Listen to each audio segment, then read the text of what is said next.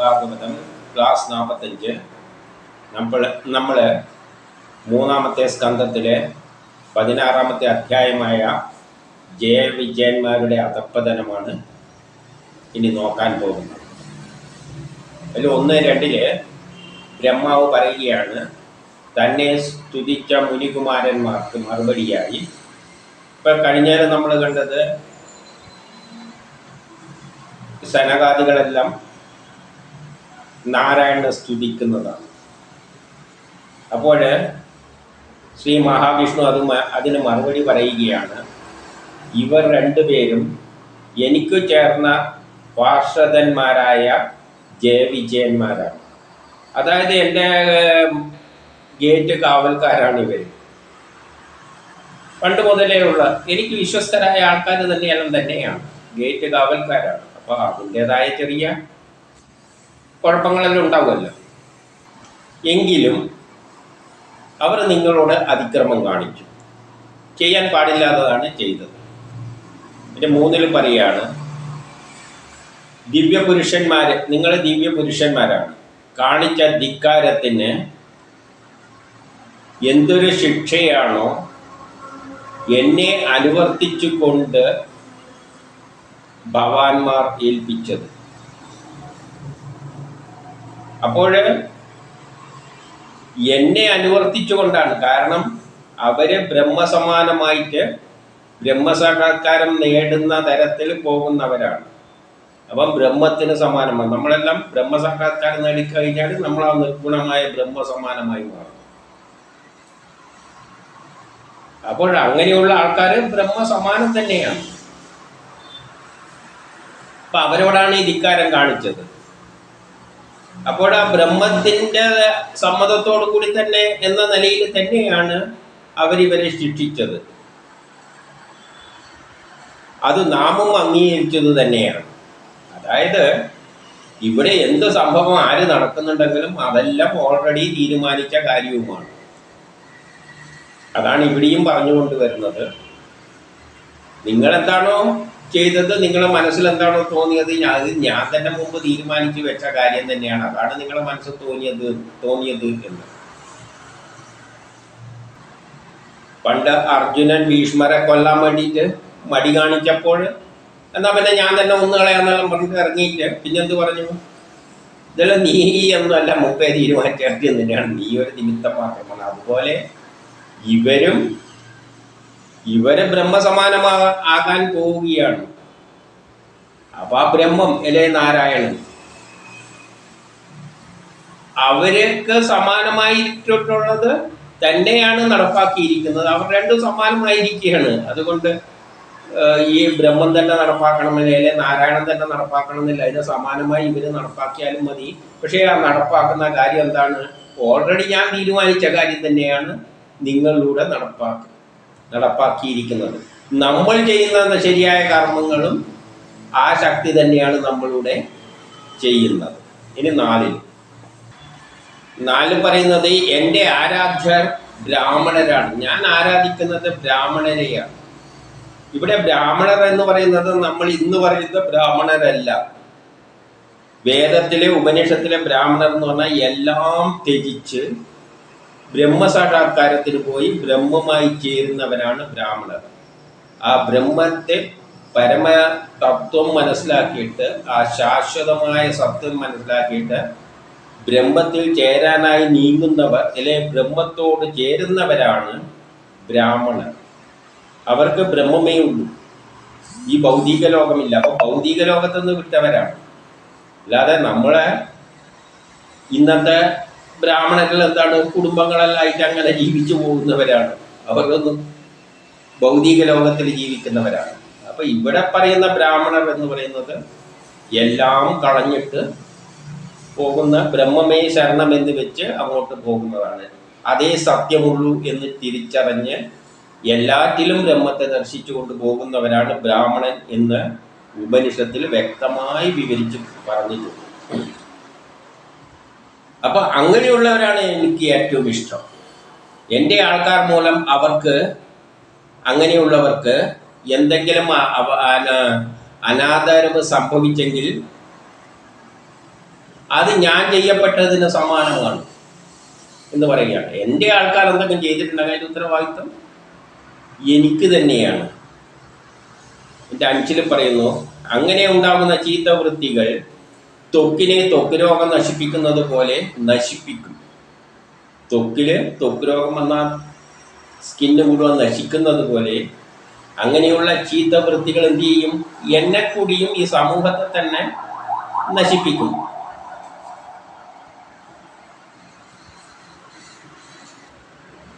എന്നിട്ട് പറയാണ്, ഏതൊരുവന്റെ അമൃതതുല്യമായ കഥാശ്രവണം ആരുടെയാണ്? ഈ ഭഗവാന്റെ അല്ലെ ഈ നാരായണന്റെ.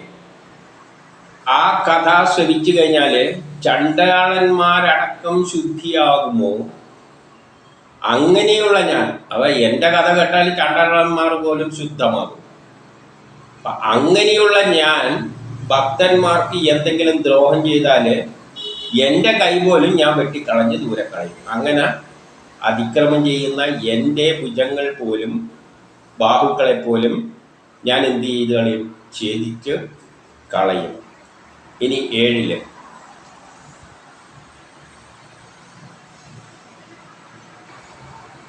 എന്നിട്ട് ലക്ഷ്മി ദേവിയെ കൂടിയും ബന്ധിപ്പിച്ചുകൊണ്ട് പറയുകയാണ് 7 സർവലോക മാലിന്യത്തിൽ നിന്നും അകന്നവനായി സമഭാവത്തിൽ ഇരിക്കുന്ന ഞാൻ ഈ ലോകത്തിലുള്ള എന്ത് ദൂഷ്യങ്ങൾക്കൊന്നും എനിക്കൊരു ഉത്തരവാദിത്വം ഇല്ല. എല്ലാറ്റോടും ഞാൻ സമഭാവത്തിലാണ് ഇരിക്കുന്നത്. ഞാൻ വിരക്തനായിട്ടാണ് ഞാനിവിടെ ഇരിക്കുന്നത്. എന്നിട്ടും കൂടി എല്ലാവരും ആരുടെ കടാക്ഷത്തിന് വേണ്ടി പ്രവർത്തിക്കുന്നു, വ്രതമനുഷ്ഠിക്കുന്നുവോ, എല്ലാവരും ആരുടെ കടാക്ഷത്തിനാണ് വ്രതമനുഷ്ഠിക്കുന്നത്? ലക്ഷ്മി ദേവിയുടെ. ലക്ഷ്മി ദേവി എന്ന് പറഞ്ഞാൽ എന്താണ്? ഇത് പുരുഷനാണ്, മറ്റേത് പ്രകൃതിയാണ്. പ്രകൃതിയിലുള്ള സൗഭാഗ്യങ്ങൾക്ക്, അത് ഭൗതികമാണ്. പ്രകൃതിയിലുള്ള സൗഭാഗ്യങ്ങൾ ലഭിക്കാൻ വേണ്ടിയാണ് എല്ലാവരും ലക്ഷ്മിയെ ആരാധിക്കുന്നത്, അതിനുവേണ്ടി വ്രതങ്ങൾ അനുഷ്ഠിക്കുന്നത്. ആ ലക്ഷ്മി ദേവി പോലും എന്നെ വിട്ട് വിരിഞ്ഞു പോകുന്നില്ല. ചുരുക്കത്തിൽ നാരായണൻ എല്ലാത്തിലും വിരക്തി വന്നിരിക്കുന്നതാണ്. ലക്ഷ്മി ദേവിയാകട്ടെ നേരെ വിപരീതമാണ്. ഇത് പുരുഷനാണ്, മറ്റേത് പ്രകൃതി. പ്രകൃതി എന്ന് പറഞ്ഞാൽ എല്ലാ ഭൗതിക സുഖങ്ങളുടെയും, എല്ലാവർക്കും ഭൗതിക സുഖങ്ങൾ നേടിക്കൊടുക്കാൻ ശ്രമിക്കുന്ന ദേവിയുമാണ്. ഇത് രണ്ടും വ്യത്യസ്തമാണ്. എന്നിട്ടും ആ ദേവി എന്ത് ചെയ്യുന്നില്ല? എന്നെ വിട്ട് വിരിയുന്നൊന്നുമില്ല. ഇത് വിരക്തനാണ്. പക്ഷെ മറ്റേത് ഭൗതികത്തിൻ്റെ ആളാണ്. പുരുഷനും പ്രകൃതിയാണല്ലോ ലക്ഷ്മി ദേവി. പക്ഷെ ആ ലക്ഷ്മി ഇത് എന്ത് ചെയ്യുന്നില്ല? എന്നെ വിട്ട് തിരിഞ്ഞു പോകുന്നില്ല. ഇനി 8 പറയുകയാണ്, യാതൊരാൾ യജ്ഞകർമ്മം ചെയ്യുമ്പോൾ, അതായത് ഭൗതിക ലോകത്തിലൂടെ യജ്ഞകർമ്മങ്ങൾ ചെയ്തിട്ട്, യജ്ഞകർമ്മം ചെയ്യുമ്പോൾ ഏതിലൂടെയാണ് കർമ്മം ചെയ്യുക? അഗ്നിയിലൂടെയാണ്. അഗ്നിക്കാണ് ഹവിസ്സുകൾ അർപ്പിക്കുക. ആ അഗ്നിയാണ് ഹവിസ് ഭക്ഷിക്കുന്നത്. അങ്ങനെ ഹവിസ് അഗ്നി ഭക്ഷിക്കുമ്പോൾ, അതായത് ഭൗതിക ലോകത്തിലെ കർമ്മങ്ങൾ അഗ്നിയുടെ സഹായത്താൽ കർമ്മങ്ങൾ ചെയ്യുമ്പോൾ അതെല്ലാം ഭക്ഷിക്കുന്നത് ആര് തന്നെയാണ്? അഗ്നിയാവുന്ന മുഖത്തിലൂടെയാണ് ആ ഭഗവാൻ ഭക്ഷിക്കുന്നത്. പക്ഷേ അതിനെക്കാട്ടിയും പുള്ളിക്ക് താല്പര്യം ബ്രാഹ്മണന്റെ മുഖത്തുകൂടെ വായിലൂടെ അകത്തേക്ക് പോകുന്ന തുച്ഛമായ ഭക്ഷണമാണ്. അതായത് ബ്രാഹ്മണ ഭക്ഷണമൊന്നും കഴിക്കില്ല. ബ്രഹ്മസാക്ഷാത്കാരത്തിന് പോകുന്നവരെന്ത് ചെയ്യുന്നില്ല? ഒരു യജ്ഞങ്ങളും ചെയ്യുന്നില്ല. ശരീരത്തിനും യജ്ഞം ചെയ്യാനൊന്നുമില്ല. ശരീരത്തെല്ലാം ത്യജിക്കുകയാണ്. പിന്നെ അയാൾ എന്താണ് ചെയ്യുന്നത്? എപ്പോഴെങ്കിലും സ്വന്തം ജീവൻ നിലനിർത്താൻ വേണ്ടിയിട്ട് കഴിക്കുന്ന ആ ഭക്ഷണമാണ്. അതും ആർക്ക് തന്നെയാണ് അർപ്പിക്കുന്നത്? ആ ജീവൻ നിലനിർത്താൻ ആ ബ്രഹ്മത്തിന് വേണ്ടി തന്നെയാണ് അർപ്പിക്കുന്നത്. അതാണ് ഏറ്റവും ശ്രേഷ്ഠമെന്ന് പറയുമ്പോൾ നമ്മൾ ഭൗതിക ലോകത്തിലെ കർമ്മങ്ങൾ ചെയ്യുന്നതിനേക്കാൾ അത് മഹത്തരം തന്നെ. അതും ഭുജിക്കുന്നത് ആ ശക്തി തന്നെയാണ്. ഈ ലോക പുരോഗതിക്ക് വേണ്ടി തന്നെയാണ് നമ്മൾ യജ്ഞം ചെയ്യുന്നത്. അത് ആ ശക്തിക്ക് സുന്ദരമായ ലോകം ഉണ്ടാക്കാൻ വേണ്ടി തന്നെയാണ്. പക്ഷേ അതിലും ശ്രേഷ്ഠമായ കർമ്മം ബ്രഹ്മസാക്ഷാത്കാരത്തിന് വേണ്ടി ആരെങ്കിലും എല്ലാം ഉപേക്ഷിച്ച് പോകുന്ന ബ്രാഹ്മണൻ അവൻ്റെ ജീവൻ നിലനിർത്താൻ എന്തെങ്കിലും കഴിക്കുന്നുണ്ടെങ്കിൽ അതാണ്, അതും എന്നിൽ തന്നെയാണ് എത്തുന്നത്. അതിലാണ് കുറച്ചും കൂടി അദ്ദേഹത്തിന് തൃപ്തി എന്ന് പറയുകയാണ്. അപ്പൊ അങ്ങനെയുള്ള ബ്രാഹ്മണനാണ് ഇവൻ എന്ന് പറയുന്നത്. എല്ലാം ഉപേക്ഷിച്ചിട്ട് ബ്രഹ്മസമാനമായി മാറുന്നവൻ അവൻ തന്നെയാണല്ലോ ശ്രേഷ്ഠൻ. അതിന്റെ മഹത്വം വിവരിക്കുകയാണ്.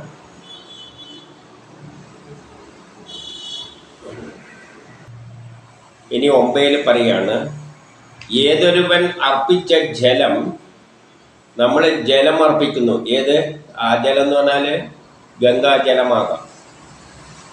ആ ശക്തി അർപ്പിക്കുന്ന ജലം ഗംഗാജലം, അല്ലെങ്കിൽ ഭഗവാനിൽ നിന്ന് ഉത്ഭവിക്കുന്ന ഗംഗാജലം ശിവന് ഉൾപ്പെടെയുള്ള നാനാ ലോകങ്ങളിലെയും ശുദ്ധീകരിക്കും. അപ്പം ഭഗവാനിൽ നിന്ന് ഉത്ഭവിക്കുന്ന ഗംഗാദേവിയുടെ ജലം ശിവനെ ശുദ്ധമാക്കിക്കൊണ്ടാണ് ലോകം മുഴുവൻ വ്യാപിക്കുന്നത്. അത് ലോകത്തെ മുഴുവൻ ശുദ്ധമാക്കുന്നു.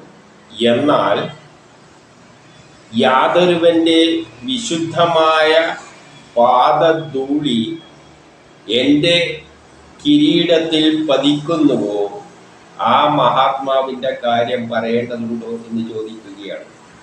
എന്നാൽ ബ്രഹ്മസാക്ഷാത്കാരത്തിനായിട്ട് ഒരാൾ നടക്കുമ്പോൾ അദ്ദേഹത്തിൻ്റെ പാദത്തിൽ നിന്നും പതിക്കുന്ന ഭസ്മം, അദ്ദേഹം സഞ്ചരിക്കുമ്പോൾ ആ വഴിയിലൂടെ സഞ്ചരിക്കുമ്പോഴുള്ള ഭസ്മം എൻ്റെ കിരീടത്തിൽ പതിക്കുന്നുണ്ടെങ്കിൽ അത് ഈ ഗംഗാജലത്തെക്കാട്ടിയും പവിത്രമായിട്ട് പറയുകയാണ്. അപ്പൊ ഈ ഭൗതിക ലോകത്തില് ജലം ശുദ്ധമാക്കുന്നത്, ഈ ലോകത്തെ ഗംഗാനദി എൻ്റെ ജലം ഈ ലോകത്തെ മുഴുവൻ ശുദ്ധീകരിക്കുന്നതിനെ കാട്ടിയും പവിത്രമാണ് ഈ ബ്രാഹ്മണനായ വ്യക്തി സഞ്ചരിക്കുമ്പോൾ. അയാൾ ഒന്നുമില്ലാതെ, ഉടുതുണിയൊന്നുമില്ലാതെ സഞ്ചരിക്കുകയല്ല.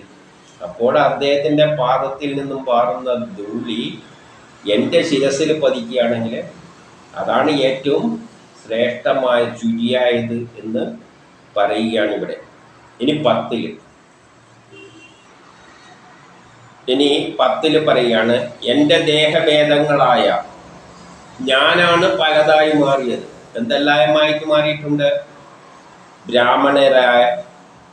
ബ്രാഹ്മണരായിട്ട് മാറിയിട്ടുണ്ട്, കറവ പശുക്കളായിട്ട് മാറിയിട്ടുണ്ട്, അതേസമയം സംരക്ഷണമില്ല എല്ലാമായിട്ട് മാറിയിട്ടുണ്ട്. അപ്പം ഇങ്ങനെ പലതായിട്ട് മാറിയിട്ടുണ്ട്. കൂടാതെ സംരക്ഷകരില്ലാത്ത ജീവജാലങ്ങളുണ്ട്, ഒരാശ്രയമില്ലാതെ നടക്കുന്ന ചില ജീവജാലങ്ങളുണ്ട് നിരാലംബരായിട്ട്. അവരിലെല്ലാം ഭേദഭാവം കാണുന്ന ആരെങ്കിലും കാണുന്നുണ്ടെങ്കിൽ, അപ്പോഴും ബ്രാഹ്മണരായിട്ട് ആളെ കാണുന്നുണ്ട്, പശുക്കളായിട്ട് കാണുന്നുണ്ട്, നിരാലംബരായ ആൾക്കാരെ ഇവിടെ കാണുന്നുണ്ട്. ഇതെല്ലാം ബ്രഹ്മം തന്നെയാണ്, അല്ലെങ്കിൽ ഭഗവാൻ തന്നെയാണ് പലതായിട്ട് മാറിയത്. അതിൽ ഭേദഭാവം വല്ലവനും കാണുന്നുണ്ടെങ്കിൽ,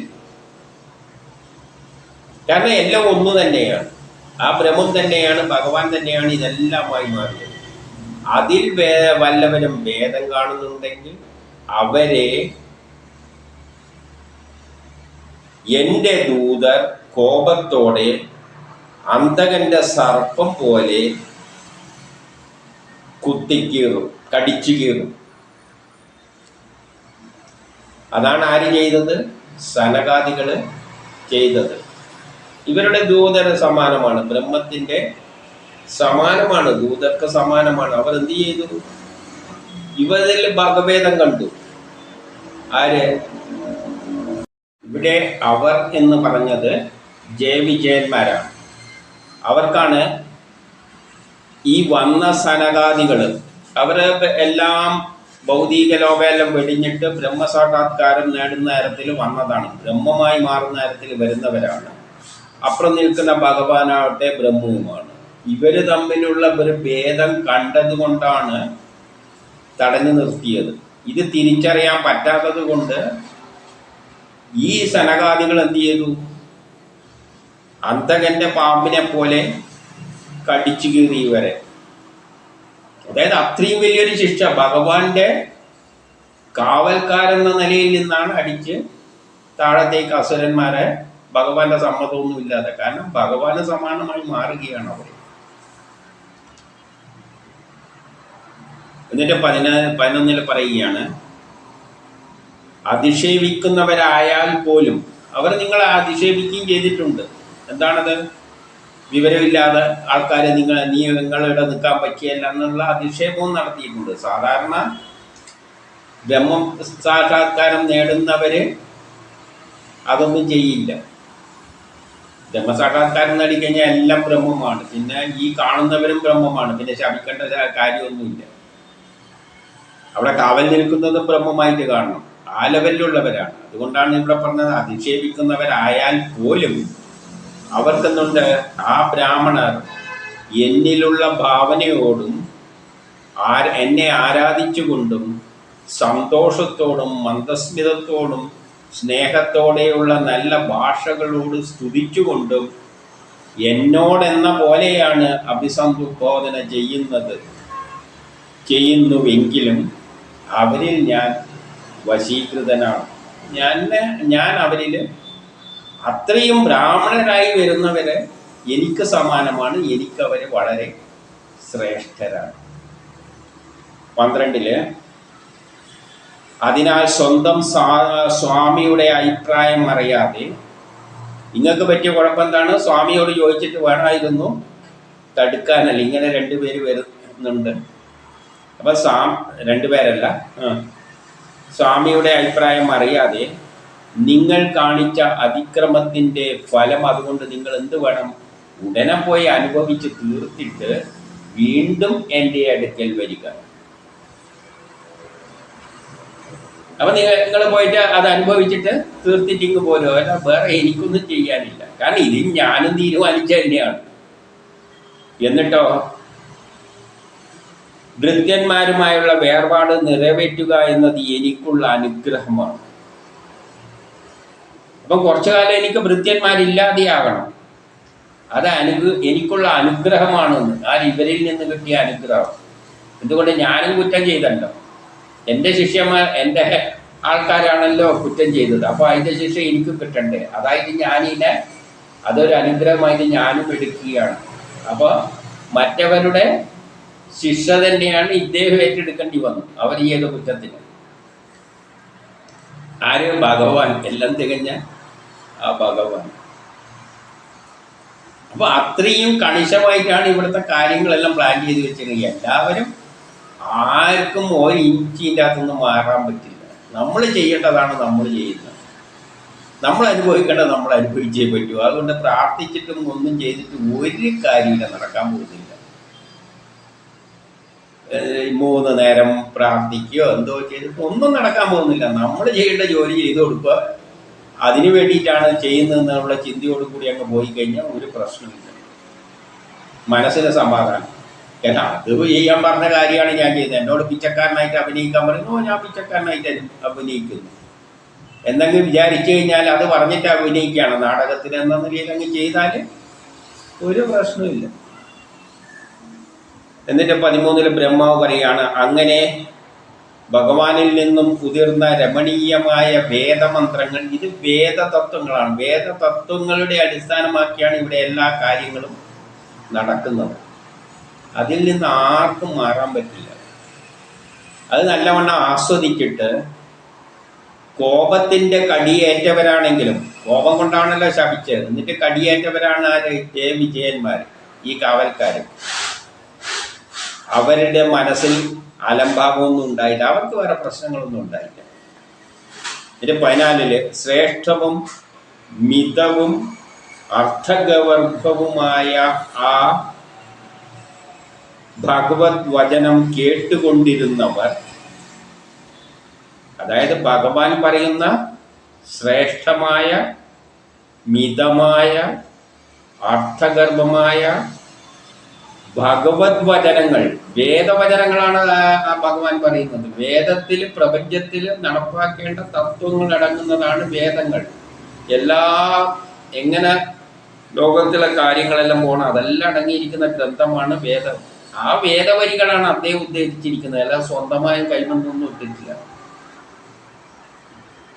അങ്ങനെ പറഞ്ഞ കാര്യങ്ങളിൽ ചുഴിഞ്ഞാലോചിച്ചിട്ടും അവിടെ നിൽക്കുന്ന ദേവതകൾക്ക് പൂർണ്ണമായിട്ടൊന്നും അർത്ഥമൊന്നും പിടികിട്ടിയില്ല.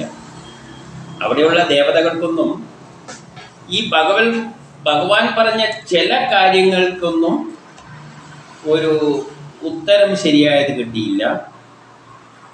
എന്നിട്ട് ആ ഋഷിമാർ സന്തുഷ്ടമാണ്, അവരെ സന്തോഷിച്ച്, ഋഷികളെല്ലാം അവരെ സന്തോഷിച്ചു. ഈ പ്രഭാഷണമെല്ലാം കേട്ടിട്ട് വളരെ സന്തോഷമായി, പുളകിതരായി, കൂപ്പുകൈയോടുകൂടി തന്നെ യോഗമയമായാൽ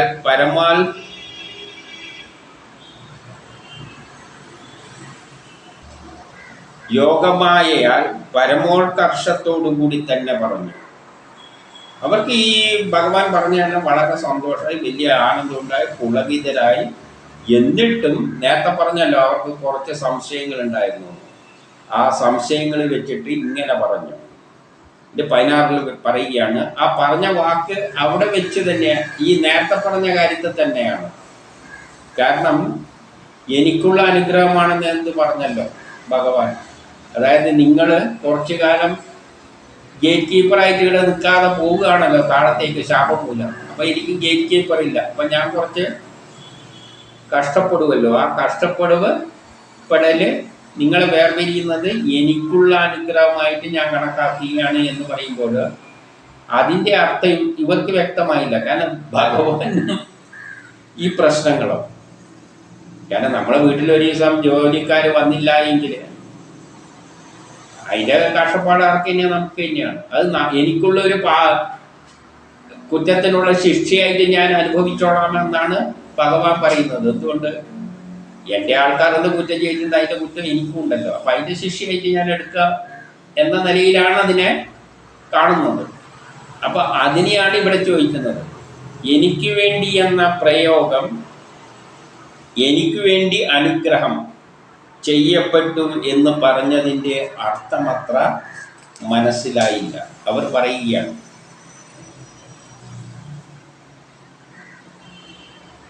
നിന്തിരുവടിക്ക് 17 പറയാണ്, നിന്തിരുവടിക്ക് ബ്രാഹ്മണൻ പരമമായ ദൈവമാണ്, ഏറ്റവും ഉയർന്ന നിലയിലുള്ളതാണ് ബ്രാഹ്മണൻ.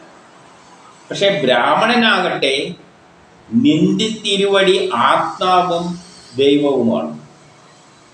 പക്ഷെ ആ ബ്രാഹ്മണന് നിന്തിരുവടി, അതായത് ഈ സനകാദികൾക്ക് നിന്തിരുവടി ആത്മാവാണ്, അത് മാത്രമല്ല ദൈവവുമാണ്. ഒരു പാണ്ടിൽ പറയുന്നു, സനാതനമായ വർണ്ണാശ്രമധർമ്മം അങ്ങിൽ നിന്നുമാണ് ഉണ്ടായത്. ഈ വർണ്ണാശ്രമധർമ്മങ്ങൾ എല്ലാം ഉണ്ടായത് അങ്ങിൽ നിന്നാണ്.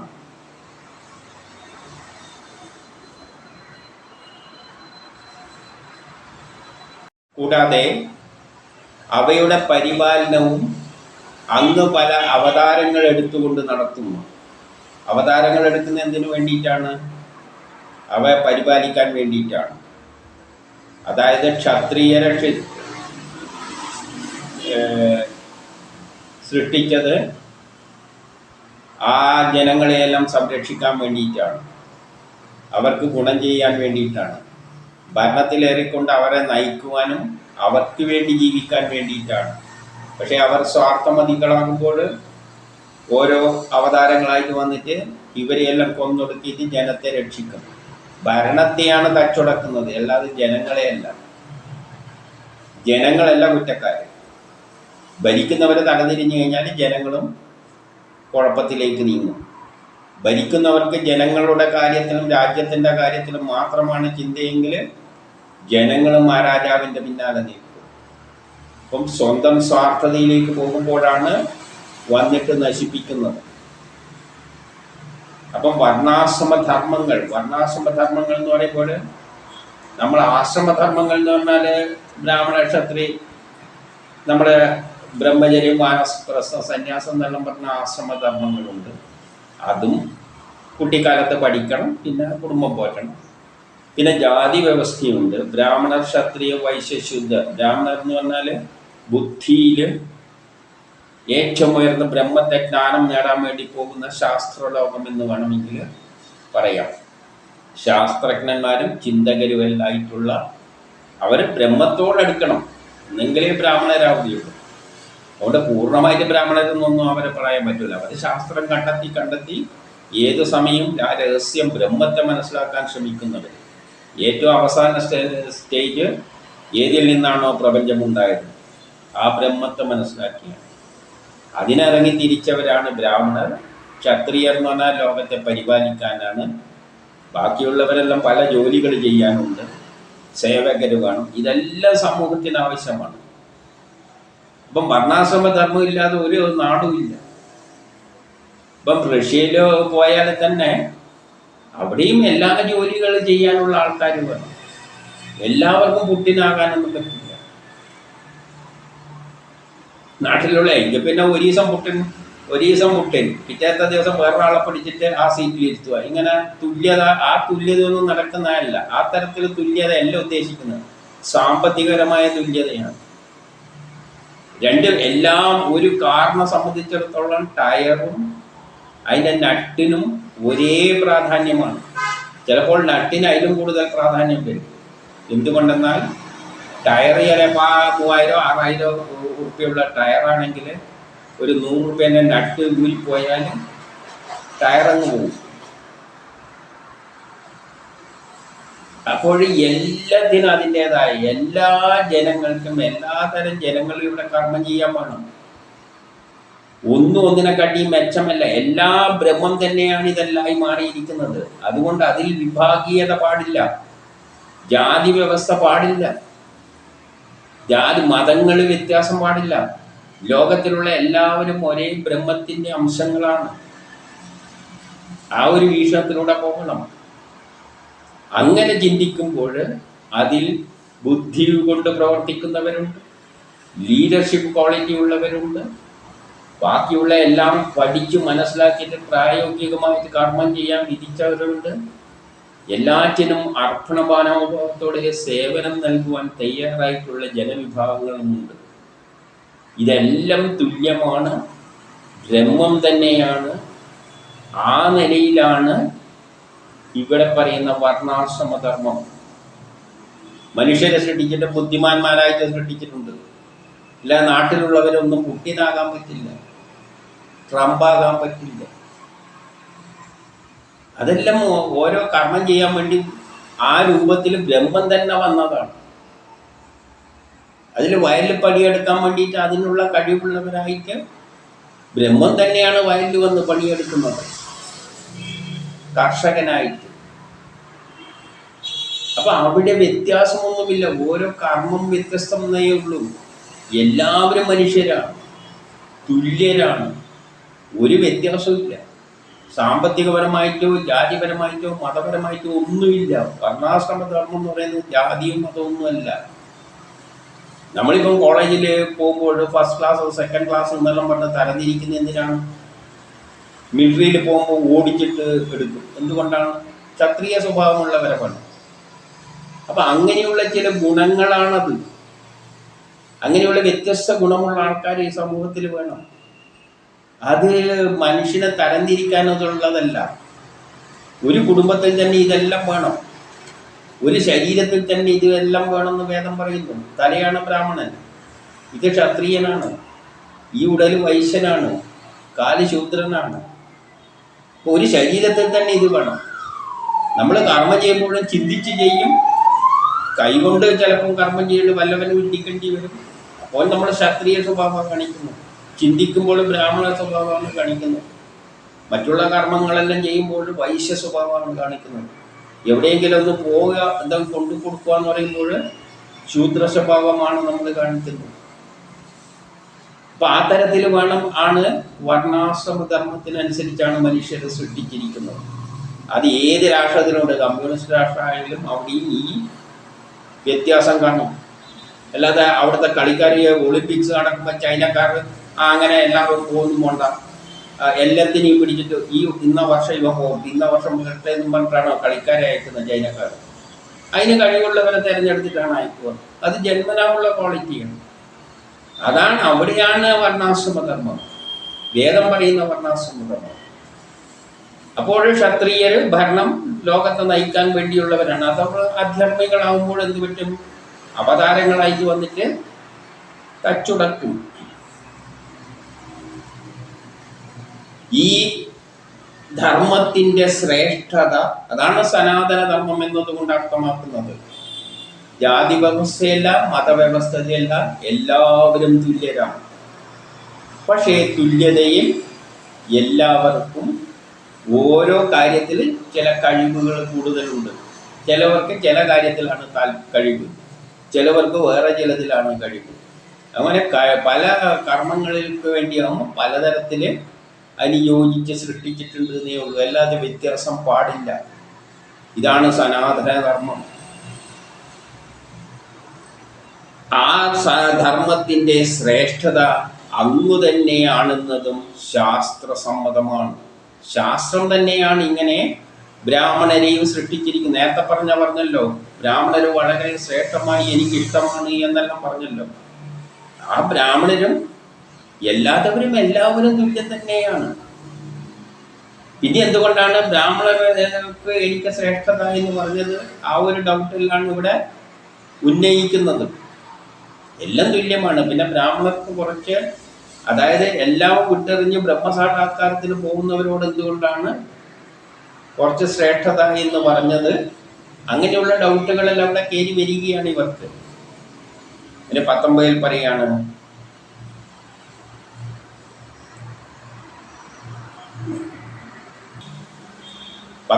പറയുകയാണ്, യാതൊരു ഭഗവാന്റെ അനുഗ്രഹത്താൽ വിഷയവ്യാവൃത്താത്മാക്കളും യോഗനിഷ്ഠാത്മാക്കളുമായി ഭവിച്ചവർ മൃത്യുവെ തരണം ചെയ്യുമ്പോൾ അങ്ങയുടെ കൃപ കൊണ്ട് മാത്രമാണ് നമ്മൾക്കെല്ലാം ഈ ഭൗതിക ലോകം വിട്ടിട്ട് ബ്രഹ്മസാക്ഷാത്കാരത്തിന് അവസരം കിട്ടിയത്. അപ്പം അങ്ങ് അത്രയും മഹാനാണ്. അങ്ങനെയുള്ള അങ്ങ് എന്ത് പറയുകയാണ്? അങ്ങനെയുള്ള ഭഗവാൻ പറയുകയാണ്, അന്യജനങ്ങളാൽ അനുഗ്രഹിക്കപ്പെട്ടു എന്ന് പറയുന്നു. എങ്ങനെ? അതായത് ഈ കാവൽക്കാർ വേർപെടുമ്പോൾ അങ്ങേർക്ക് അതിൻ്റെ പ്രയാസം ഉണ്ടാവുമല്ലോ. അതൊരു അനുഗ്രഹമായിട്ട് ഞാൻ എടുത്തോളാമെന്ന് ആര്? സനകാദികൾ ശപിച്ചതുപോലെയുള്ള, അത് അങ്ങേരെയും ശപിച്ചതിന് സമാനമാണ്. കാരണം അങ്ങേരെ ആൾക്കാരാണല്ലോ ഈ കുറ്റം ചെയ്തത്. അപ്പം അങ്ങേർക്കും കുറച്ച് ശിക്ഷ വേണമല്ലോ. അപ്പം സനാകാദികൾ അങ്ങേരെയും ശിക്ഷിച്ച് അതൊരു അനുഗ്രഹമായിട്ട് ഞാൻ എടുക്കുന്നു എന്ന് പറയുമ്പോൾ ഈ സനകാദികൾ ആ നിലയിലെത്തിച്ചത് ആര് തന്നെയാണ്? ആ ബ്രഹ്മസാക്ഷാത്കാരത്തിൻ്റെ ലെവലിലെത്തിച്ചത് ഈ ഭഗവാൻ തന്നെയാണ്. പിന്നെ അതെങ്ങനെയാണ് ശരിയാകുന്നതെന്നുള്ള നിലയിലാണ് ഈ ചോദ്യമെല്ലാം വരുന്നത്. ഇനി 20-21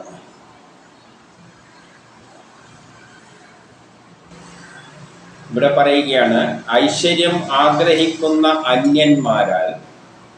അന്യന്മാരെ ഐശ്വര്യം ആഗ്രഹിച്ചിട്ട് സ്വശിരസ്സുകൊണ്ട് അർപ്പിക്കപ്പെട്ട പാദധൂളികളോടുകൂടിയ ലക്ഷ്മി ദേവി. ഇപ്പം മറ്റുള്ളവരെല്ലാം, ലക്ഷ്മി ദേവി എന്ന് പറഞ്ഞാൽ ഈ പ്രകൃതി, പുരുഷൻ എന്നത് ആ ഭഗവാൻ. ഈ പ്രകൃതിയിലാണ് നമ്മളെല്ലാം കർമ്മം ചെയ്യുന്നത്. അപ്പം നമ്മൾ അഭിലാഷം ആഗ്രഹിച്ചുകൊണ്ട് നമ്മളെ ഭൗതിക ലോകത്തിലെ ആഗ്രഹങ്ങൾ സാധിക്കാൻ വേണ്ടിയിട്ട് ഈ ലക്ഷ്മി ദേവിയാണ്, പ്രകൃതിയെയാണ് ആശ്രയിക്കേണ്ടത്. പ്രകൃതിയിലാണല്ലോ ഇതെല്ലാം ഉള്ളത്, അല്ലാതെ പുരുഷനിലാകാൻ ആശ്രയിച്ചിട്ടുള്ള കാര്യം. അപ്പം നമ്മൾ ഭൗതിക സുഖത്തിനായി ലക്ഷ്മി ദേവിയെയാണ് ആരാധിക്കുന്നത്. എങ്ങനെ ആരാധിക്കുന്നു? ഈ ഭൂമിയിലെല്ലാം ഈ ഭൗതിക ലോകത്തിൽ എല്ലാം പ്രകൃതിയിൽ നടന്നുകൊണ്ട് കർമ്മങ്ങൾ ചെയ്തുകൊണ്ട്. അപ്പം നമ്മളെ പൊടിയെല്ലാം എവിടെ പോയി പതിക്കുകയാണ്? ആ ലക്ഷ്മി ദേവിയുടെ കിരീടത്തിൽ പോയിട്ടാണ് വഹിക്കുന്നത്. ആ ലക്ഷ്മി ദേവി പോലും എന്ത് ചെയ്യുന്നു? ആരെ ആശ്രയിക്കുന്നുവോ ആ ലക്ഷ്മി ദേവി, അതേ ഭൗതിക ലോകത്തിൻ്റെ എല്ലാം അധിപതിയായ ആ ലക്ഷ്മി ദേവി, അവരെ ആഗ്രഹിച്ചുകൊണ്ട്, അവരെ ആരാധിച്ചുകൊണ്ട് ആഗ്രഹപൂർത്തീകരണത്തിന് വേണ്ടി നടക്കുന്ന ജനങ്ങളടക്കം ആ ലക്ഷ്മി ദേവിയെയാണ് ആരാധിക്കുന്നത്. ആ ലക്ഷ്മി ദേവി പോലും ഈ ഭഗവാനെയാണ് ആശ്രയിക്കുന്നത്. അതേ ലക്ഷ്മി ദേവിയെ വേറൊരു തരത്തിൽ ഉപമിക്കുകയാണ്. ആ ഭഗവാന്റെ സുഹൃതങ്ങളാൽ തൃപ്പാദങ്ങളിൽ അർപ്പിക്കപ്പെടുന്ന തുളസി പൂമാലയിൽ സ്ഥിതി ചെയ്യുന്ന വണ്ടിനോട് ആ വണ്ടിന്റെ സ്ഥാനത്തെ ആഗ്രഹിക്കുന്നവൾ. അതായത് ഭഗവാന് നമ്മൾ തുളസി പൂമാലയിൽ അർപ്പിക്കുമ്പോൾ അതിലുള്ള വണ്ടിൽ നിൽക്കുന്ന സ്ഥാനം എനിക്ക് കിട്ടണം ആഗ്രഹിക്കുന്ന അവൾ. എങ്ങനത്തെ അവൾ? പരിശുദ്ധയായ പരിചരണങ്ങളാൽ പരിപോഷിപ്പിക്കുന്നവൾ അവള്. അപ്പൊ അവളെ അങ്ങനെയും ഉപമിക്കുകയാണ്. അങ്ങനെയുള്ള അവളെ യാതൊരുവൻ അവളെ അധികം ആചരിക്കാതെ, എന്നാൽ അവളെ അങ്ങനെയും അവളെ ആ ഭഗവാനെ ആശ്രയിക്കുന്ന അവളെ ചിന്തിക്കുന്നതിനെക്കാട്ടിയും കൂടുതൽ ആരെ ചിന്തിക്കുന്നു എന്നാണ് പറഞ്ഞു കൊണ്ടുവരുന്നത്? ഈ ബ്രാഹ്മണരെ എന്ന് പറയാൻ പോവുകയാണ്. അതായത് എന്നാൽ പരേമുക്തമനാണെങ്കിൽ മാത്രം, പരിമുക്തി എല്ലാത്തിൽ നിന്നും മുക്തി നേടിയവനാണെങ്കിൽ മാത്രം അവര് അങ്ങ് ആസക്തിയുള്ളവനാണ്. അതായത് സ്വന്തം ലക്ഷ്മി ദേവിയെ ഭാര്യ ദ്വയമായ ലക്ഷ്മിയെ ദേവിയെക്കാളും ഈ ബ്രാഹ്മണരെ ആ ബ്രഹ്മത്തെ ആശ്രയിച്ചുകൊണ്ട് ബ്രഹ്മസാക്ഷാത്കാരത്തിൽ നീങ്ങുന്നു. കാരണം ബ്രഹ്മവും ഈ വ്യക്തിയും ഏകദേശം ഒന്നാകാൻ പോവുകയാണ്. ഒന്നായാൽ അതിനാണല്ലോ പ്രാധാന്യം, അല്ലാതെ ദ്വയത്തെക്കാട്ടിയും അവനവനാണല്ലോ പ്രാധാന്യം. അവനവനാകാൻ പോവുകയാണ് ഈ ബ്രഹ്മവും ഈ ബ്രഹ്മസാക്ഷാത്കാരത്തിന് നീങ്ങുന്നവരും. എന്നിട്ട് അങ്ങ് എന്നിട്ട് അങ്ങേരെ പുകഴ്ത്തുകയാണ്, പ്രശംസിക്കുകയാണ്. അങ്ങ് സൗഭാഗ്യനിധിയാണ്, ഗുണങ്ങൾക്കെല്ലാം എല്ലാ ഗുണങ്ങളുടെയും ആശ്രയഭൂതമാണ്. എന്നിട്ട് ഒരു സംശയം അങ്ങോട്ട്, നേരത്തെ പല സംശയങ്ങളുണ്ട് എന്ന് പറഞ്ഞല്ലോ. എന്നിട്ട് ഒരു സംശയം പറയുകയാണ്. അങ്ങ് ബ്രാഹ്മണന്മാരുടെ കാലിൽ വഴിതോറും ഉണ്ടാകുന്ന പരിശുദ്ധമായ പൊടിയും, ഇപ്പം ബ്രാഹ്മണന്മാരെ ബ്രഹ്മസാക്ഷാത്കാരത്തിനായി നീങ്ങുന്ന അവരുടെ കാലിലെ പൊടിയും ശ്രീവത്സം എന്ന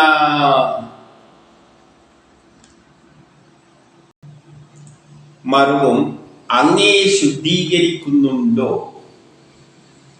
അതായത് ഈ ഭക്തന്മാരായ ബ്രാഹ്മണന്മാർ സഞ്ചരിക്കുന്ന വഴിയിലെ പൊടികളെയും ശ്രീവത്സം അതും അങ്ങയെ ശുദ്ധീകരിക്കുന്നുണ്ടോ? എന്തിനു വേണ്ടിയിട്ടാണ് അവയെല്ലാം കൈകൊള്ളുന്നത്? ഈ ശ്രീവത്സത്തെ എല്ലാം കൈകൊള്ളുന്നത് എന്തിനാണ്? ഈ ബ്രാഹ്മണന്മാർ ഇത്രയും അങ്ങ് അത്രയും അവരിൽ ആകൃഷ്ടരാകുന്നത് എന്തു, അല്ലെങ്കിൽ അവരിൽ ആസക്തി ഉണ്ടാകുന്നു എന്നെല്ലാം പറഞ്ഞു വെച്ചിട്ടുണ്ട്.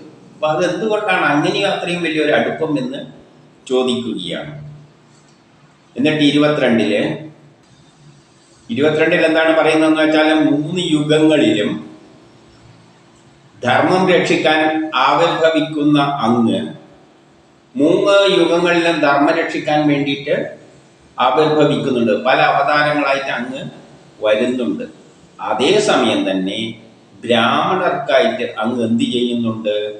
രജോ തമോ ഗുണങ്ങളിൽ നിന്നും ഒഴിവായിട്ടുള്ള സത്വഗുണപ്രദമായ 3 ഗുണങ്ങളെ എന്ന് പറയുമ്പോൾ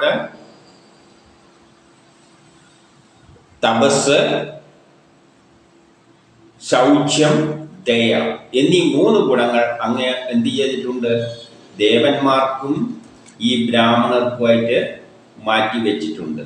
ഭൗതിക ലോകങ്ങളിലെ എല്ലാ സുഖ സൗകര്യങ്ങളും ധർമ്മങ്ങളും സംരക്ഷിക്കാൻ വേണ്ടിയിട്ട് അങ്ങ് അവതാരങ്ങളിൽ എടുത്ത് എല്ലാ കർമ്മങ്ങളും ചെയ്യുന്നു.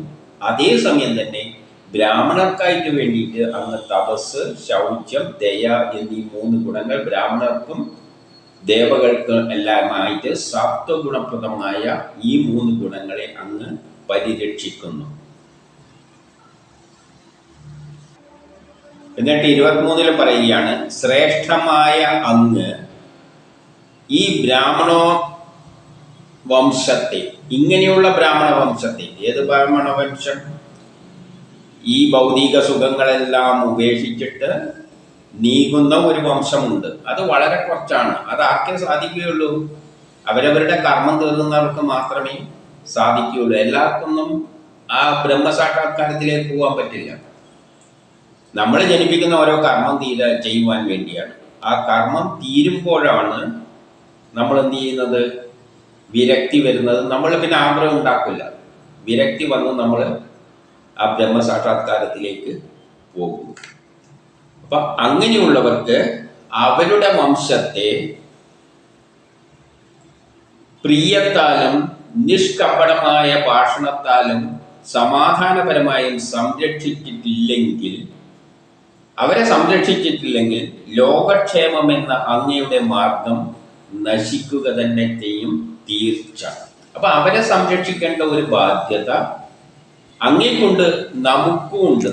എന്തുകൊണ്ട് എന്ന് വെച്ച് കഴിഞ്ഞാൽ, യഥാർത്ഥത്തിൽ ഈ ബ്രാഹ്മണര് എന്ന് പറയുന്നത്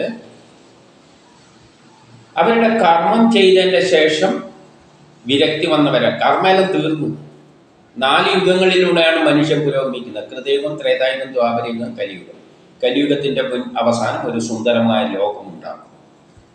ആ ലോകത്തിലേക്കുള്ള കർമ്മം ചെയ്യാനാണ് ഒരാൾ ജനിക്കുന്നു, അയാളുടെ കർമ്മ തീരുമ്പോൾ മരിക്കുന്നു, പിന്നെ ജനിക്കുന്നു, പുതിയ കാലഘട്ടത്തിൽ അയാൾ കർമ്മം ചെയ്യുന്നു. അങ്ങനെ അങ്ങനെ അങ്ങനെ അങ്ങനെ പോയിട്ട് എപ്പോഴവരുടെ കർമ്മം തീരുന്നുവോ പിന്നെ അവർക്ക് ആഗ്രഹങ്ങൾ ഉണ്ടാവില്ല, അവർക്ക് വിരക്തി ഉണ്ടാകും.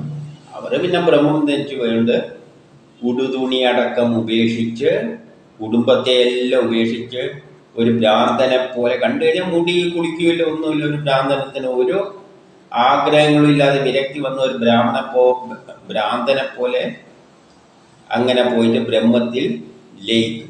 നമ്മൾ അവരെ കാണുമ്പോൾ നമുക്കൊരുമാതിരി വൃത്തികേടായിട്ടും ഒരു ഭ്രാന്തനെ പോലെ ഒരു വല്ലാത്ത അവസ്ഥയെല്ലാം തോന്നും. പക്ഷേ യഥാർത്ഥത്തിൽ അവരെ നമ്മൾ എന്ത് വേണം?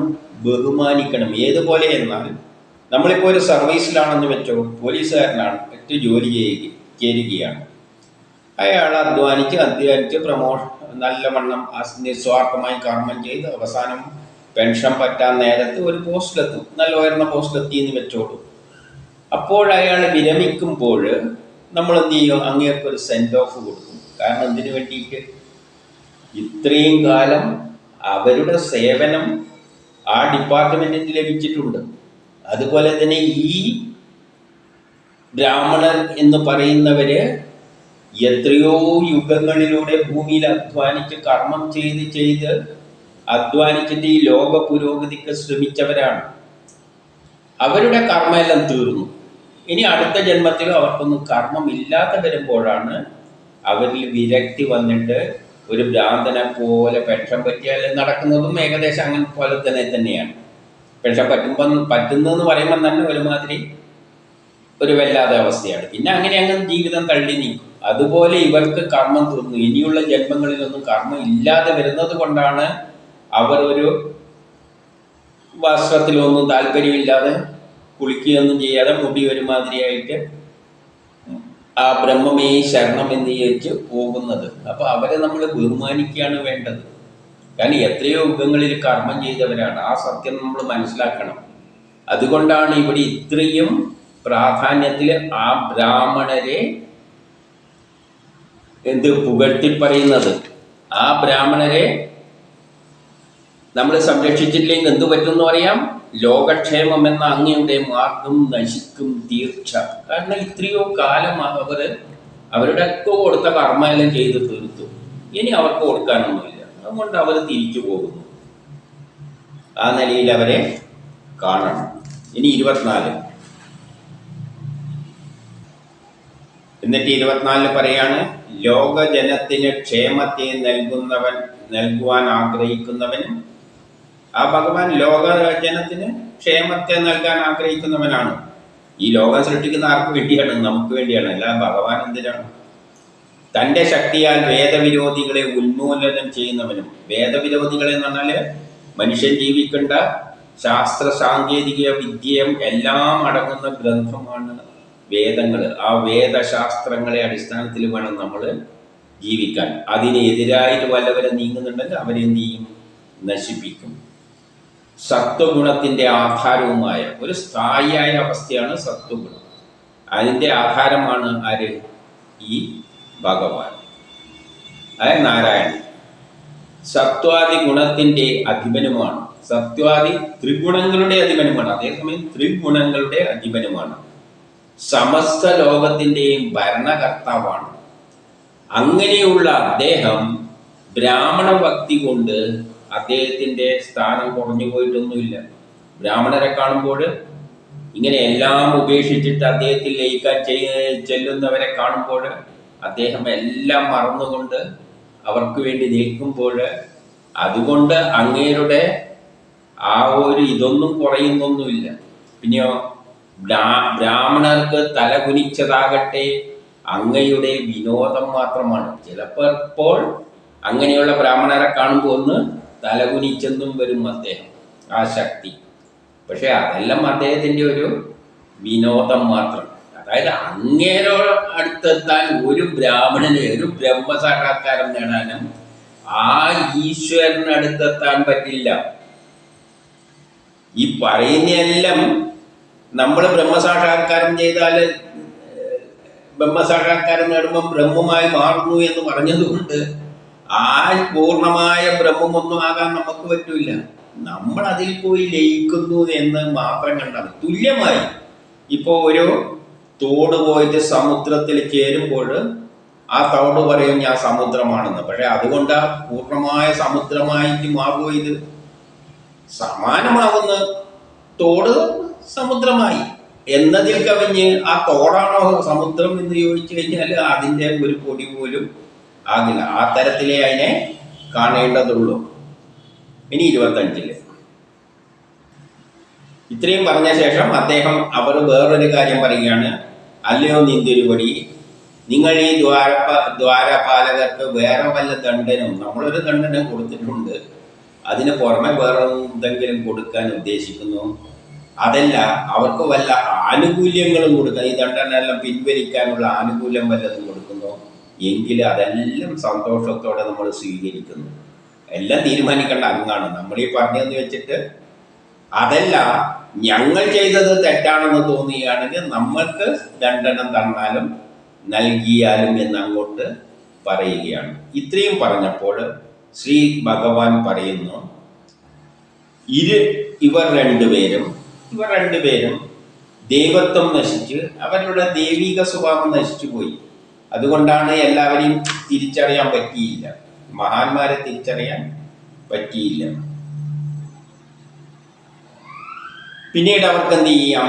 യോഗമാർഗത്തിലൂടെ, അതായത് തെറ്റെല്ലാം തിരുത്തി ആ ഭഗവാനിൽ തന്നെ വിശ്വാസം അർപ്പിച്ചുകൊണ്ട് ഇനി എന്താണോ കർമ്മം ചെയ്യേണ്ടത് ആ കർമ്മവും ചെയ്തുകൊണ്ട് അവർ എന്ത് ചെയ്യും? അവർ എന്നിലേക്ക് തന്നെ തിരിച്ചെത്തും. എല്ലാം പോയാൽ അവസാനം എത്ര കള്ളന്മാരായാലും തിരിച്ച് അവസാനം ഇവിടെ തന്നെയാണ് എത്തുക, ബ്രഹ്മത്തിൽ തന്നെയാണ് പറയുക. അതാണ് ഉപനിഷത്തിൽ പണ്ട് പറഞ്ഞത്. പട്ടിയായാലും പൂച്ചയായാലും ശിവനായാലും കള്ളനായാലും പാപിയായാലും എല്ലാം എത്തിച്ചേരുന്നത് അവിടെ തന്നെ. കാരണം ഇതെല്ലാം ആയതും അത് തന്നെയാണ്. എന്നിട്ട് എന്നിലേക്ക് തിരിച്ചെത്തും. നിങ്ങൾ നൽകിയ ശാപം എന്നാൽ തന്നെ നിർമ്മിക്കപ്പെട്ടതാണ്. നിങ്ങളൊരു ശാപം നൽകിയിട്ടുണ്ട്, നിങ്ങൾക്ക് തോന്നും അത് നിങ്ങളാണ് ചെയ്തതെന്ന്. അതൊന്നുമല്ല, ഞാൻ തന്നെ എന്നാൽ തീരുമാനിക്കപ്പെട്ട കാര്യം തന്നെയാണ് നിങ്ങൾ ചെയ്തിരിക്കുന്നത്. അതായത് നിങ്ങളൊന്നും ചെയ്തൊന്നുമല്ല. ഇപ്പൊ നമ്മളെന്തൊക്കെ ചെയ്യുന്നുണ്ടെങ്കിൽ അത് നമ്മൾ ചെയ്യുന്നില്ല എന്നാ പറയുന്നത്. അത് തന്നെ തീരുമാനിച്ചാൽ നമ്മൾ ചെയ്യുന്നത്. ഇത്ര സ്ഥാനമേ നമുക്കുള്ളൂ. ശാപം എന്നാൽ തന്നെ നിർമ്മിക്കപ്പെട്ടതാണെന്ന് അറിഞ്ഞാലും, അതുകൊണ്ട് അതിനെപ്പറ്റി ഒന്നും ഞാൻ തന്നെ നിങ്ങളിലോട്ട് നടപ്പാക്കിയതാണ്. അതുകൊണ്ട് അതിന് കുറവുമില്ല, കൂടുതലുമില്ല, എടുക്കാനുമില്ല, അധികം കൊടുക്കാനും ഒന്നും ഇല്ല. നിങ്ങളും കുറ്റക്കാരല്ല. അപ്പൊ 27 എന്നിട്ട് ബ്രഹ്മാവ് പറയുകയാണ്, അങ്ങനെ ആ മുനിമാർ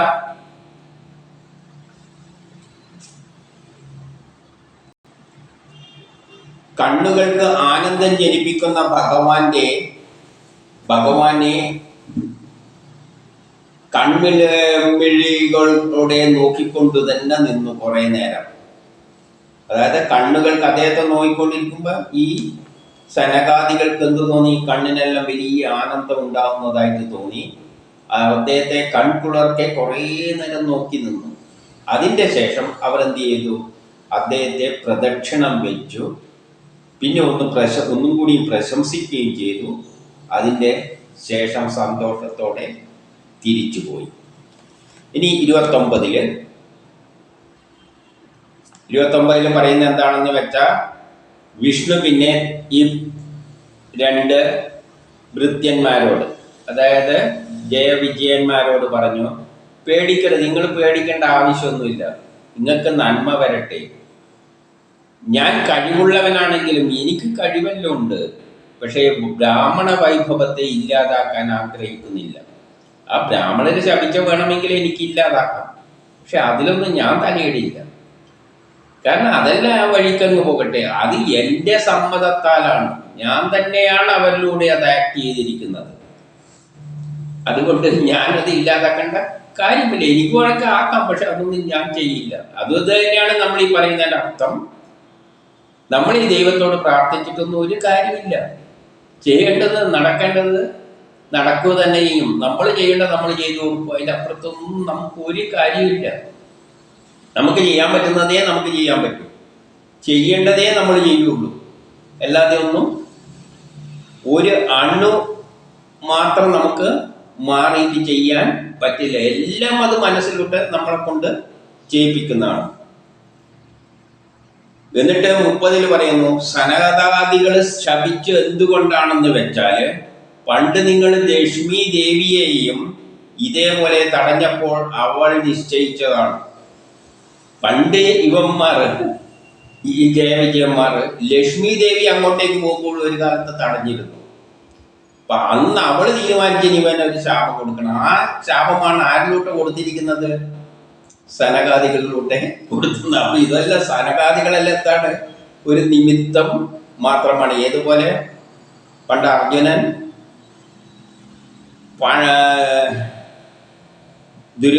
അതായത് ഇവരെയെല്ലാം ഭീഷ്മരെയെല്ലാം കൊല്ലാൻ വേണ്ടിയിട്ട് വൈമനസ്യം പറഞ്ഞപ്പോൾ കൃഷ്ണൻ തന്നെ കാണിച്ചു കൊടുത്തിട്ടുണ്ടല്ലോ. അവരെല്ലാം ഞാൻ പണ്ടേ ഒന്ന് കഴിഞ്ഞാണ്, നീ ഒരു നിമിത്തം മാത്രമാണ്. അതുപോലെ തന്നെയാണ് ഇവിടെയും പറയുന്നത്. സനകാദികളെല്ലാം ഇത് ചെയ്തത് ആദ്യം വിഷ്ണു എന്നെ പറഞ്ഞ് ഞാൻ തന്നെയാണ് തീരുമാനിച്ചത്. പിന്നെ പറയുന്നത് ലക്ഷ്മിയും പണ്ട് തടഞ്ഞേരം തീരുമാനിച്ച് ഇവർക്കൊന്ന് കൊടുക്കണം. അത് ഇതിലൂടെ ചെയ്തതന്നേ ഉള്ളൂ. അല്ലാതെ അതൊന്നും നിങ്ങളെ കുറ്റമൊന്നുമല്ല. നമ്മളെന്ത് ചെയ്യുന്നുണ്ടെങ്കിൽ അതെല്ലാം ഓൾറെഡി തീരുമാനിച്ചതാണ്. അതുകൊണ്ട് പാപവുമില്ല പുണ്യവുമില്ല. ഇനി 31. എന്നിട്ട് പിന്നെ ആദ്യം അത് തന്നെയാണ് പറയുന്നത്. എന്നിലെ ക്രോധത്താൽ തന്നെ, എന്നിലെ ഉള്ളിൽ തന്നെയുള്ള ക്രോധത്താൽ തന്നെയാണ് ബ്രാഹ്മണാവഹേളനമെന്ന രൂപമാകുന്ന പാപത്തെ അനുഭവിച്ച് തീർത്ത്. എൻ്റെ ഉള്ളിലെ ക്രോധം തന്നെയാണ് നിങ്ങൾ ബ്രാഹ്മണനെ ഇവരെയെല്ലാം അവഹേളിക്കാൻ ഇടവന്നതും അതിലൂടെ ഈ ശാപത്തിനുള്ള ഇടയായതും എൻ്റെ ക്രോധത്താൽ തന്നെയാണ് അത് സംഭവിച്ചിരിക്കുന്നത്. അതുകൊണ്ട് നിങ്ങൾ എന്ത് ചെയ്യുക? ആ പാപത്തെ അനുഭവിച്ച് തീർക്കുക. എന്നിട്ട് അല്പകാലത്തിനുള്ളിൽ എന്ത് ചെയ്യാം? നിങ്ങൾക്ക് ഇവിടെ തിരിച്ച് വരാം. എന്നിട്ട് 32 വിഷ്ണു ഭഗവാൻ ഇത്രയും പറഞ്ഞ ശേഷം വിമാനനിരകളാൽ ശോഭിതമായ ആ തൻ്റെ രാജ്യത്തേക്ക് തിരിച്ചുപോയി. വിമാനങ്ങളെല്ലാം കൊണ്ട് ശോഭിതമായ സ്ഥലമാണ് അവിടെ. ആ പറയുന്നത് എന്താണെന്ന് വെച്ചാൽ പ്രപഞ്ചം എന്നും ഉണ്ടായിട്ടില്ലേ, സൃഷ്ടി ഒന്നും ഒരു വഴിക്കും എത്തിയിട്ടില്ല. അവിടെ നമ്മൾ നേരത്തെ പറഞ്ഞ മാതിരി ഒരു ചേനയിലുള്ള ചെടി മുകളിലേക്ക് പോകും, എല്ലാം അവസാനം നശിക്കുമ്പോൾ അതിൻ്റെ അകത്ത് തന്നെ വന്നു നിൽക്കും. അപ്പം അതിൻ്റെ സത്തയെല്ലാം അതിൻ്റെ അകത്തുണ്ട്. അത് പിന്നെയും വളർന്നു വരികയും ചെയ്യാം. അതിൻ്റെ ജനിതഘടന അതിൻ്റെ അകത്തുണ്ട്. അതുപോലെ പ്രപഞ്ചത്തിൻ്റെ ഒരു പ്ലാൻ പണ്ടത്തെ പ്രളയത്തിലെല്ലാം നശിച്ചത് അവിടെയുണ്ട്. അവിടെ വിമാനം എല്ലാം കിടക്കുന്നുണ്ട്. പക്ഷേ ഏത് രൂപത്തിലാണ്?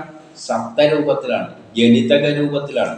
വേറെ രൂപത്തിൽ പറഞ്ഞാൽ പ്ലാന് രൂപത്തിലാണ്. നമുക്കറിയാം, ഒരു വീട്ടിൻ്റെ പ്ലാന് ഒരു എഞ്ചിനീയറെ കാണിച്ചു കഴിഞ്ഞാൽ ഒറ്റ നോട്ടത്തിൽ ഉണ്ടാകാൻ പോകുന്നതിൻ്റെ വീട്ടിൻ്റെ ഭാവന, ആ രൂപമെല്ലാം അയാളുടെ ഭാവനയിലൂടെ കടന്നു പോകും. കാരണം ആ വീട്ടിൻ്റെ എല്ലാം ടെറസും മാളികയും പൂക്കളടക്കം, ചിലപ്പോൾ കെട്ടിത്തൂക്കിയ പൂക്കളടക്കം ഈ പ്ലാനിൽ ഉണ്ടാവും. അതുപോലെ പ്രപഞ്ചത്തിൻ്റെ എല്ലാം എന്തുണ്ട്? ഒരു പ്ലാൻ അവിടെ കിടക്കുന്നുണ്ട്. അതിനാണ് പരമാത്മാവ് എന്ന് പറയുന്നത്. അവിടെയാണ് വൈകുണ്ഠം, അവിടെയാണ് നാരായണൻ ഇരിക്കുന്നത്. അപ്പോൾ പണ്ട് കാലത്ത് ഈ ലോകത്തിലൂടെ പറന്ന പ്ലെയിനുകളെല്ലാം അവിടെ കിടക്കുകയാണ് അല്ലെ, അതിൻ്റെ രൂപം ആ പ്ലാനിൽ കിടക്കുകയാണ്. അപ്പൊ ഇപ്പോഴും അവിടുന്ന് സൃഷ്ടി ആരംഭിച്ചിട്ടില്ല. നമ്മൾ ഈ കഥകളെല്ലാം കാണുന്നുണ്ടെങ്കിലും സൃഷ്ടിയേടി എത്തിയിട്ടില്ല. അവിടുന്ന് രണ്ടുപേര് ഇറങ്ങി വരാൻ പോവുകയാണ്. ആര്? ജയവിജയന്മാര് അസുരന്മാരായിട്ട് താഴത്തേക്ക്, സൃഷ്ടിയുടെ ഫസ്റ്റ് സ്റ്റെപ്പിലേക്ക്. അപ്പൊ അദ്ദേഹം അങ്ങോട്ടേക്ക് തിരിച്ചുപോയി. ഇനി 33-34 എന്താ പറയുന്നതെന്ന് വെച്ചാല്, അവർ ശ്രേഷ്ഠരായ രണ്ടുപേരായിരുന്നു ജയവിജയന്മാര്, ദേവന്മാർക്ക് സമാനമായിട്ട്. അവരിരുവരും ബ്രാഹ്മണ ശാപത്താൽ എന്ത് പറ്റി? സ്ത്രീത്വമെല്ലാം നശിച്ച്, ഗർവമെല്ലാം നശിച്ച്, അങ്ങനെ ആ ശ്രീഹരിയുടെ നിലയത്തിൽ നിന്നും, ആ സ്ഥലത്ത് നിന്നും ഇങ്ങ് താഴോട്ടേക്ക് പതിക്കാൻ തുടങ്ങി. പതിച്ച് താഴോട്ടേക്ക് വീണുകൊണ്ടിരുന്നു. അങ്ങനെ താഴോട്ടേക്ക് പതിക്കുമ്പോൾ വിശിഷ്ട വിമാനങ്ങളിൽ വലിയ മുറവിളി ഉണ്ടായി എന്നാണ് പറയുന്നത്. അവിടെയുള്ള ജനങ്ങളെല്ലാം മുറവിളിക്കാരൻ നല്ല രണ്ട് വ്യക്തികളാണ്. ഒരു നിമിഷത്തിൽ തെറ്റുപറ്റിപ്പോയി. ഇതിന്റെ 35 എന്ത് പറയുന്നു? മഹാവിഷ്ണുവിന്റെ സേവകരായിരുന്ന അവർ ഇപ്പോൾ ദിതിയുടെ ഗർഭത്തില് അത്യുഗ്രമായ കശ്യപന്റെ വീര്യത്തിലൂടെ പ്രവേശിച്ചു. ദിതിയുടെ ഗർഭത്തിലേക്കാണ്. അവിടെ നിന്നിങ്ങനെ വീണ് ദിതിയുടെ ഗർഭത്തിലേക്കാണ് വീണത്. എങ്ങനെയാണ് വീണത്? അത്യുഗ്രനായ ആ കശ്യപന്റെ വീര്യത്തിലൂടെയാണ് ആ ഗർഭത്തിൽ പോയി വീണത്. ഇനി 36, അവർ അവിടെ അസുരന്മാരായാണ് ഭവിച്ചത്. അപ്പൊ അവിടെ ദേവന്മാരാണെങ്കിൽ അവർ പുനർജനിക്കുന്നത് അസുരന്മാരാണ്. ആ ഗർഭത്തിൽ അവർ തേജസ് അസുര തേജസ്സായി അത് വന്നപ്പോൾ അതെന്ത് ചെയ്തു? ഈ ദേവന്മാരെല്ലാം വന്നിട്ട് ബ്രഹ്മാവോട് പറഞ്ഞല്ലോ, എങ്ങനെയെങ്കിലും രക്ഷിക്കണം, ഇങ്ങനെ ഒരു തേജസ് കൊണ്ട് ലോകം മുഴുവൻ അന്ധകാരം പരക്കുകയാണെന്ന് പറഞ്ഞിട്ട് ബ്രഹ്മാവിൻ്റെ അടുത്ത് വന്ന് സഹായം അഭ്യർത്ഥിച്ചപ്പോഴാണല്ലോ ഈ ബ്രഹ്മാവ് ഈ പഴയ ചരിത്രമെല്ലാം പറയുന്നത്. അപ്പോൾ ആ തേജസ്സാണ് എന്ത് സംഭവിച്ചിരിക്കുന്നത്? നിങ്ങളുടെ തേജസ്സെല്ലാം ഇല്ലാതാക്കിയിരിക്കുന്നത്. ഇത് സർവേശ്വരന്റെ ഇച്ഛയാണ്. ഇങ്ങനെയെല്ലാം കാര്യം നടക്കേണ്ടത്. എന്താണ് ഇതിനർത്ഥം? എപ്പോഴും ഒരു കർമ്മം നടക്കുമ്പോൾ മുന്നോട്ടേക്ക് പോകേണ്ടിക്ക് ഒരു ശക്തി അതിനെ പിടിച്ച് വെക്കുന്നുണ്ട്. അസുരന്മാർ എപ്പോഴും ആക്റ്റീവായിട്ട് അവിടെ ഉണ്ട്. നമ്മൾ എഴുന്നേൽക്കുമ്പോൾ അതിന് മുമ്പ് തന്നെ എന്തുണ്ട്? നമ്മളെ പിടിച്ചു വെക്കുന്ന ശക്തി അവിടെ ഉണ്ട്. അതുകൊണ്ടാണ് നമ്മൾ ബലം പ്രയോഗിച്ച് എണീക്കേണ്ടി വരുന്നത്. അപ്പോൾ ആ അസുരന്മാർക്കൊരു ധർമ്മമുണ്ട്. എന്താണത്? പിടിച്ച് നമ്മൾ ആ കസേരയിൽ ഇരുത്തുന്നത് അസുരന്മാരാണ്. അതുകൊണ്ടാണ് നമ്മൾ അവിടെ ഇരിക്കുന്നത്. അസുരന്മാരില്ലെങ്കിൽ നമുക്ക് കസേരയിൽ ഇരിക്കാൻ പറ്റില്ല.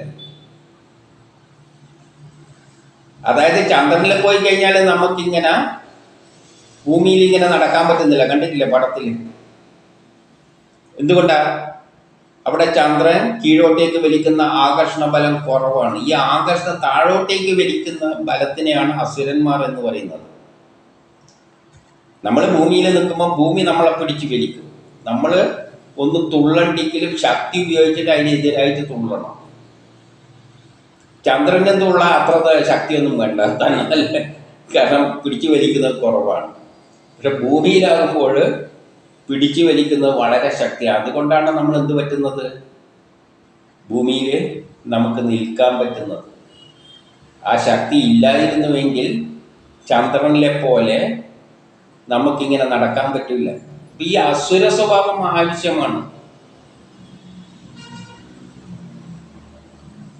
ഈ ഭൂമി സൂര്യന്റെ ഭ്രമണപഥത്തിൽ നിൽക്കുന്നത് എന്തുകൊണ്ടാണ്? അവിടെ ഒരു ശക്തി പിടിച്ചു വെക്കുന്നുണ്ട്. നീ ഇവിടെ തന്നെ നിന്നാൽ മതി, ഇവിടുന്ന് മാറണ്ട എന്ന്. അതാണ് അസുര ശക്തി. അതുകൊണ്ടാണ് അവിടെ തന്നെ നിൽക്കുന്നത്, സത്വഗുണമായിട്ട് നിൽക്കുന്നത്. അവിടെ നിന്ന് അതിനെ എടുത്ത് പുറത്തേക്ക് മാറ്റണ്ടിക്കാൻ നമ്മളൊരു ബലം പ്രയോഗിക്കണം. ബലം പ്രയോഗിച്ചാലേ അത് മാറ്റാൻ പറ്റുകയുള്ളൂ. അപ്പോൾ ഈ എതിർപ്പാണ് നമ്മളെ യഥാർത്ഥത്തിൽ സഹായിക്കുന്നത്. നമ്മൾ നടക്കുമ്പോൾ നമ്മളെ പാദവും ഭൂമിയും തമ്മിലൊരു ഫ്രിക്ഷൻ ഉണ്ട്, അതിനെ എതിർക്കുന്നുണ്ട്. നടക്കുന്നതിനൊരു എതിർപ്പുണ്ട്. ഒരു കാറിൻ്റെ ടയർ റോഡിലൂടെ പോകുമ്പോൾ അതിനെ ആ പ്രതലം പിടിച്ച് പിന്നോട്ടേക്ക് വലിക്കുന്നുണ്ട്. അത് ഉള്ളത് കൊണ്ടാണ് അതവിടെ ഉറച്ചു നിൽക്കുന്നത്. അതിനാണ് നമ്മൾ, അല്ലെങ്കിൽ അതില്ലായിരുന്നുവെങ്കിൽ, അതിനാണ് ഫ്രിക്ഷൻ എന്ന് പറയുന്നത്. ഫ്രിക്ഷൻ ഇല്ലായിരുന്നുവെങ്കിൽ നമ്മൾ ഒരു നല്ല പിടുത്തമില്ലാതെ ഒരു സ്ഥലത്തോട്ട് നടന്നു കഴിഞ്ഞാൽ, ഇപ്പം വെള്ളം ഒരു തറയിൽ മുഴുവൻ വെളിച്ചെണ്ണ ഒഴിച്ചു എന്ന് വെച്ചോളൂ, അതിലൂടെ നടക്കുമ്പോൾ നമുക്ക് പിടുത്തം കിട്ടില്ല, ഗ്രിപ്പില്ല, ആ അസുര സ്വഭാവമില്ല, നമ്മൾ തെന്നിയങ്ങ് വീഴും. നമ്മൾ ഭൂമിയിൽ നിൽക്കുമ്പോൾ നമ്മളെ വെയിറ്റ് ഭൂമിയിൽ താഴ്ന്നതാണ് പോകാൻ ആണ് ശ്രമിക്കുന്നത്. അപ്പോൾ ഒരു അസുര സ്വഭാവം എന്ത് ചെയ്യുന്നുണ്ട്, പിടിച്ച് മുകളിലോട്ടേക്ക് തള്ളുന്നുണ്ട്. ആ തള്ളുന്നത് കൊണ്ടാണ് നമുക്ക് ഭൂമിയിൽ നിൽക്കാൻ പറ്റുന്നത്. ആ തള്ളല് കുറഞ്ഞു പോയിരുന്നുവെങ്കിൽ, നമ്മൾ പ്രയോഗിക്കുന്നത് എന്താണ്, ഭൂമിയിലേക്ക് താഴാൻ വേണ്ടിയാണ് ബലം പ്രയോഗിക്കുന്നത്. നമ്മൾ ഭൂമിയിൽ നിൽക്കുക എന്ന് പറഞ്ഞാൽ നമ്മൾ ബലം താഴോട്ടേക്ക് പ്രയോഗിക്കുകയാണ്. ചളിയിൽ നിന്ന് പോയിരുന്നത് നമ്മളങ്ങ് താണു പോകുന്നുണ്ട്. അവിടെ എന്തില്ല, മുകളിലോട്ടേക്കുള്ള റിയാക്ഷൻ ഇല്ല, അല്ലെങ്കിൽ അസുരന്മാരില്ല.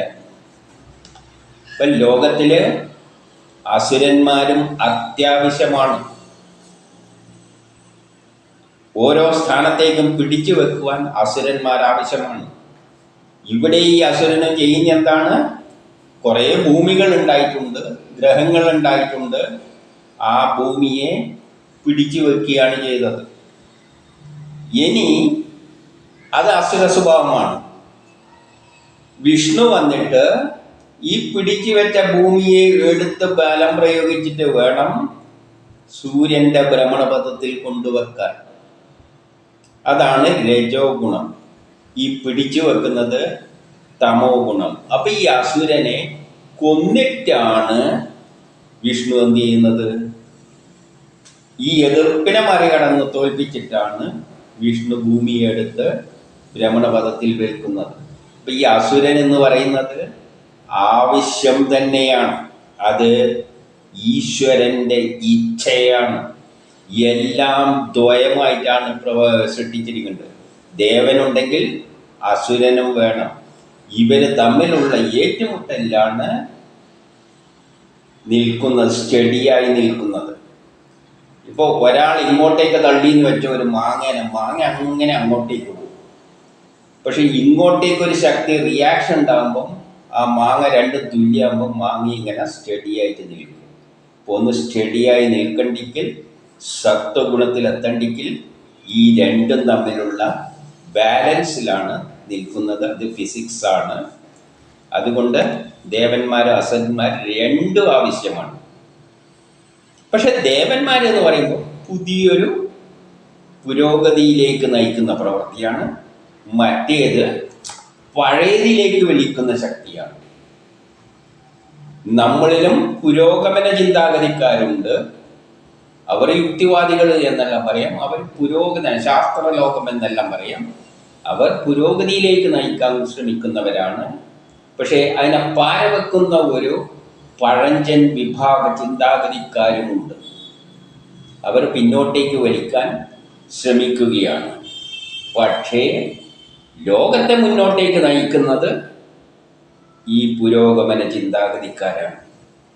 അതുകൊണ്ടാണ് അവരെ ദേവന്മാരെന്ന് പറയുന്നതും കാലത്തെ പിന്നോട്ടേക്കടിക്കുന്നവരെ അസുരന്മാരും എന്ന് പറയുന്നു. പക്ഷേ ഇവർ രണ്ടും ഉള്ള ഒരു ബാലൻസിലാണ് അവസാനം എപ്പോഴും നിൽക്കുക. എന്നിട്ട് പിന്നെ അടുത്ത സ്റ്റെപ്പിലേക്ക് കടക്കണം. ഈ ദേവന്മാർ കുറച്ചും കൂടി ബലം പ്രയോഗിച്ചിട്ട് അടുത്ത സ്റ്റെപ്പ് പോവും. അപ്പോൾ അവിടെ മറ്റേ പിടിച്ചു നിർത്തും. ഈ പിന്നോട്ടേക്ക് വലിക്കുന്ന അവിടെ പിടിച്ചു നിർത്തും. ഇങ്ങനെയാണ് പുരോഗതിയിലേക്ക് പോകുന്നത്.